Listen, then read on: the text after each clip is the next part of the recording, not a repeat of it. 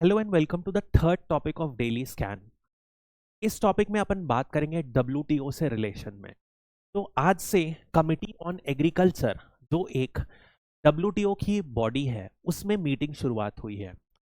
इस मीटिंग में माना जा रहा है इंडिया को दो इश्यूज में टारगेट किया जा रहा है। सबसे पहले वो है प्रधानमंत्री गरीब कल्याण अन्न योजना, जो कि रिसेंटली प्राइम मिनिस्टर ने अनाउंस किया था कि जो 80 करोड़ लोगों को इंडियंस को फ्री में फूड ग्रेन्स प्रोवाइड करेगा उसे 5 इयर्स तक एक्सटेंड कर दिया गया है। नंबर वन इस स्कीम के रिलेशन में। सेकेंड, इंडिया ने राइस के एक्सपोर्ट में भी बैन लगाया है। तो ये दोनों मुद्दे पर इंडिया को टारगेट किया जा रहा है, particularly by the developed countries. इस वीडियो में अपन डिटेल में बात करेंगे कमिटी ऑफ एग्रीकल्चर के बारे में, ये किस एलिगेशन पर इंडिया को टारगेट किया जा रहा है और डब्ल्यूटीओ के क्या नॉर्म्स है इनसे एसोसिएटेड। एग्रीमेंट ऑफ एग्रीकल्चर की भी इसी टॉपिक में अपन बात करेंगे। तो सबसे पहले अपन समझते हैं कि ये इशू क्या है। तो इस स्कीम के अंतर्गत गवर्नमेंट ने प्रॉमिस किया है कि 80 करोड़ लोगों को फ्री में फूड मिलेगा 5 साल के लिए। इस वजह से होगा क्या कि एक एग्रीमेंट ऑफ एग्रीकल्चर होता है उसकी लिमिट वॉयलेट हो जाएगी। मतलब कि यदि अपन एग्रीमेंट ऑन एग्रीकल्चर ये डब्ल्यूटीओ का है, इसने एक लिमिट सेट करी है डेवलप्ड वर्ल्ड के लिए और डेवलपिंग वर्ल्ड के लिए। तो डेवलप्ड वर्ल्ड मैक्सिमम से मैक्सिमम 5% सब्सिडी दे सकते हैं जितनी भी प्रोडक्शन कॉस्ट है उससे रिलेटेड। वहीं डेवलपिंग वर्ल्ड 10% सब्सिडी दे सकता है।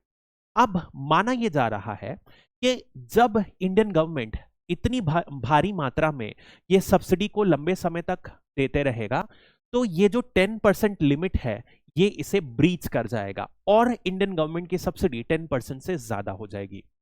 वहीं पर इसी बात को लेकर जितने कंट्रीज हैं, US, EU, Canada, Australia, Switzerland, ये सारी लोग इसी प्रोविजंस के रिगार्डिंग क्लैरिफिकेशन मांगा है। नंबर वन, यहां पर मुद्दा क्या होता है, जब भी सरकार लेती है और फूड ग्रेन्स को रिक्रूट खरीदती है फिर बेचती है तो अल्टीमेटली एमएसपी में रिक्रूट करती है, मिनिमम सपोर्ट प्राइस। ये मिनिमम सपोर्ट प्राइस एक तरीके की सब्सिडी है जो कि फ्री ट्रेड को डिस्टॉर्ट करती है। क्यों? क्योंकि हम किसानों को एक पर्टिकुलर कॉमोडिटी उगाने का पैसा दे रहे हैं और उनको यदि अपन पैसा दे रहे हैं तो कंपेयर टू एक ऐसा वर्ल्ड जहां पर एक ऐसी कंट्री जो सब्सिडी नहीं दे रही है उनसे ये farmer, let us say suppose this is country A and this is let say country India. India ने मान लो 50 रुपए की सब्सिडी दी, दोनों की प्रोडक्शन कॉस्ट राइस की 100 रुपए की है, तो फार्मर्स इसमें 100 रुपए प्रोड्यूस करेंगे, इसमें भी 100 रुपए में प्रोड्यूस करेंगे, लेकिन सरकार ने 50 रुपए सब्सिडी दे दी तो इंडिया के फार्मर्स 50 रुपए में राइस को उगा सकेंगे, तो ये बेचेंगे भी कम कॉस्ट में। तो फ्री ट्रेड डिस्टॉर्ट हो रहा है क्योंकि इंडियन फार्मर्स को एक एडवांटेज हो जाएगा, ऐसा डेवलपिंग कंट्रीज कहती हैं। This is the basic argument. तो यदि अपन समझते हैं डब्ल्यूटीओ के एग्रीमेंट में ही ये कंटेंशन लगातार उठ रहा था, तो हुआ क्या था, इस पूरे नोशन में प्रॉब्लम है क्योंकि ये जो कॉस्ट है ये ली गई है 1986-87 की बेस प्राइस। अब यदि आप इंडिया जैसी डेवलपिंग कंट्री को देखोगे तो इंडिया में जो इन्फ्लेशन रेट है 1986 और अभी 2023 चल रहा है, कॉस्ट बहुत ज्यादा बढ़ गई है। 7 to 8% तो इन्फ्लेशन कॉमन बात रही है ईयर टू ईयर। वहीं डेवलप्ड वर्ल्ड का इन्फ्लेशन बहुत कम, 1% के आसपास रहा है। तो इंडिया की कॉस्ट बहुत ज्यादा बढ़ गई है और कॉस्ट अपन किसको बेस फैक्टर माने, 1986 के। तो डेवलप्ड वर्ल्ड को यहां पर पहला एडवांटेज मिलता है। दूसरा एडवांटेज यदि आप समझोगे कि कंट्री जैसे यूएस है, तो यूएस में यदि 5% का सब्सिडी दी जाएगी, ये 5% इंडिया की 10% से ज्यादा हो जाता है क्योंकि इनका जो सब कुछ है ज्यादा रहता है, कॉस्ट पूरी इकोनॉमी ट्रिपल पी के बेसिस में देखोगे तो ज्यादा रहता है। तो US is able to provide, भले ही 5% कैपिंग है उसके बाद भी ये subsidy in the absolute terms, एकदम अमाउंट के टर्म्स में देखा जाए तो इंडिया से बहुत ज्यादा सब्सिडी प्रोवाइड कर रहा है।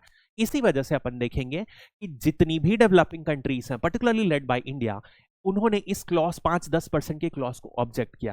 तो एक पीस क्लॉज सेटअप हुआ था। पीस क्लॉज 2013 में बाली कॉन्फ्रेंस हुआ था। बाली कहां है? इंडोनेशिया में।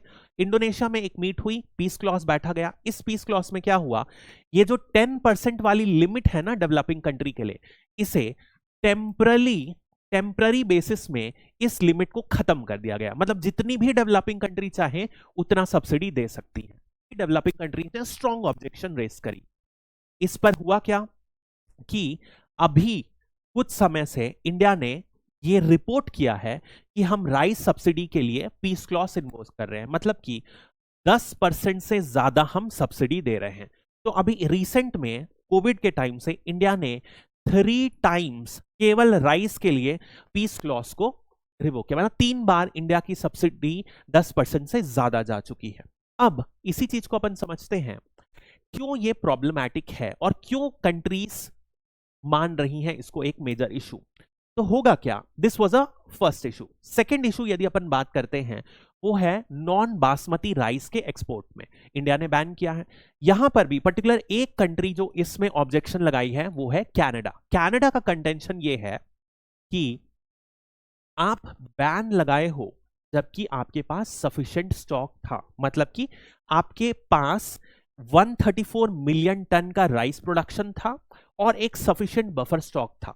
तो आप किस बेसिस पर बैन लगा दिए? आप मार्केट डिस्टॉर्ट करने के लिए बैन लगाए, नंबर 1। नंबर 2, जब भी आप जो प्रोक्यूरमेंट करते हो वो किस प्राइस में करते हो ये हमें क्लैरिफिकेशन दो। ये मेजर कंटेंशन है कनाडा की। अब यदि अपन इस इशू को समझें तो इंडिया का क्या जवाब है इसमें। सबसे पहले कि हमारी जो 80 करोड़ पॉपुलेशन है वो कैसी है, वो बहुत ज्यादा डिप्राइव्ड है।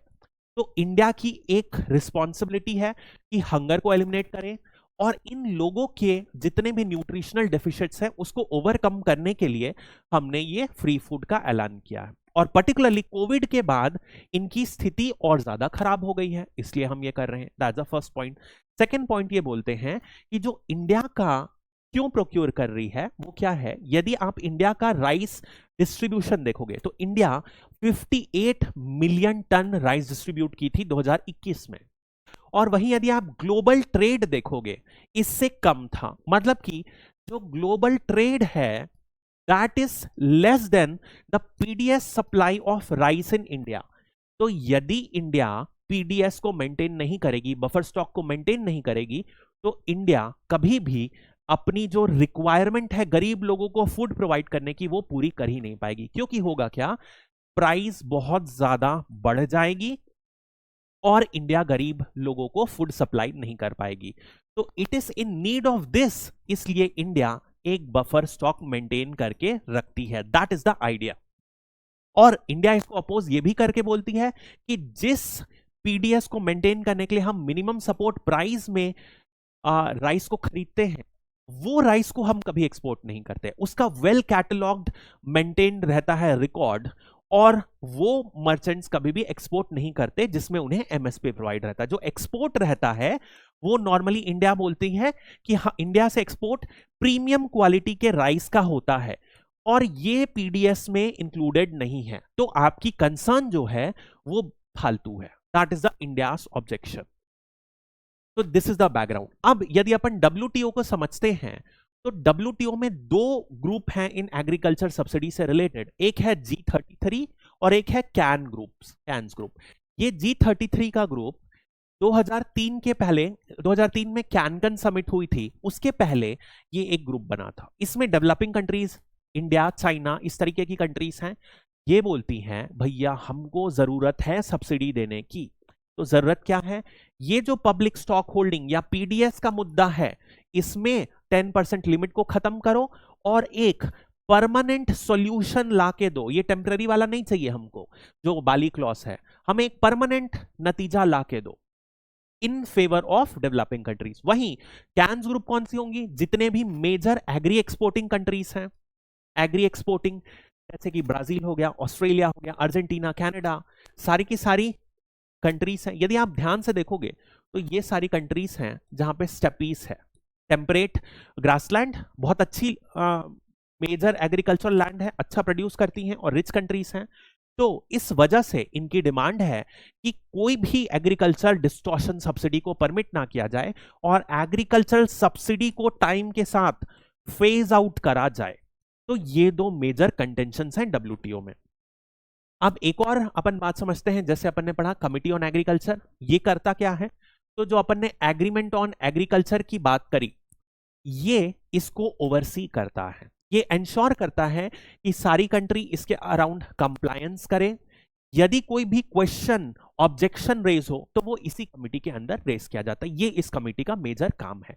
ये हर साल 3 से 4 बार हर साल मिलता है। और यदि फाइनली अपन एक और सब्सिडी की बात करें डब्ल्यूटीओ में, तो डब्ल्यूटीओ में सब्सिडी जो है ट्रैफिक लाइट के ऊपर रीनेम की गई है। तो जैसे कि रेड होता है वो एम्बर बॉक्स है, उसमें क्या है? वो सब्सिडी जिसे स्टॉप कर देना चाहिए, ब्लू जो कंट्रोल में दी जाए, एंड फाइनली ग्रीन जो दी जा सकती है फ्री। मतलब कि ऐसी सब्सिडीज एम्बर बॉक्स में आती हैं जो कि मार्केट को बहुत ज्यादा डिस्टॉर्ट करती हैं। जैसे कि फॉर एग्जांपल अपन ने देखा पीडीएस, मतलब कि मिनिमम सपोर्ट प्राइस। यदि आप एक प्राइस दे रहे हो किसानों को खेत के प्रोड्यूस में, वीट के लिए, राइस के लिए या फर्टिलाइजर के लिए, तो आप एक एडवांटेज दे रहे हो किसानों को compare to other farmers of different country. इस वजह से इन्हें लिमिटेड बोला गया है। तो यही इसी में लिमिट है 5% 10% की जो अपन ने बात की। ब्लू बॉक्स वो होती हैं जो डिस्टॉर्टिंग होती हैं बट एम्बर बॉक्स से कम होती हैं। मतलब नॉर्मली क्या होता है, इन द इंटरमीडिएरी प्रोडक्शन में यदि आप कोई सब्सिडी दे रहे हो, इनपुट्स में सब्सिडी दे रहे हो, तो वो भी डिस्टॉर्ट कर रही हैं बट इवेंचुअल डिस्टॉर्शन कम होता है।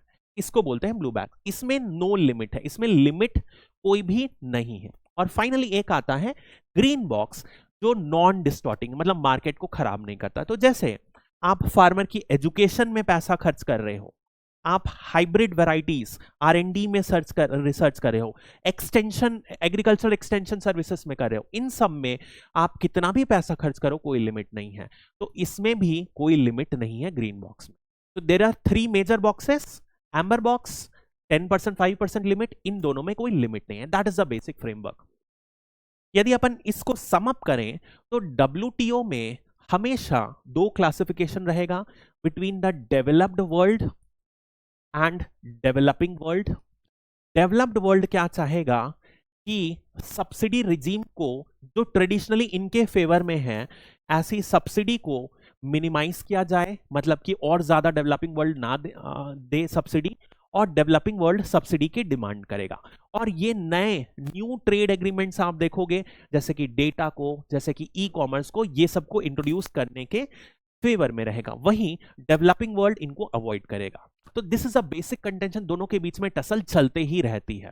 That is a basic idea of WTO. हर क्वेश्चन में there will be differences between developing world and developed world in WTO regarding any issue, and this is the major issue: subsidy as well as market access and new trade of terms. कितने terms हैं? This is a basic idea.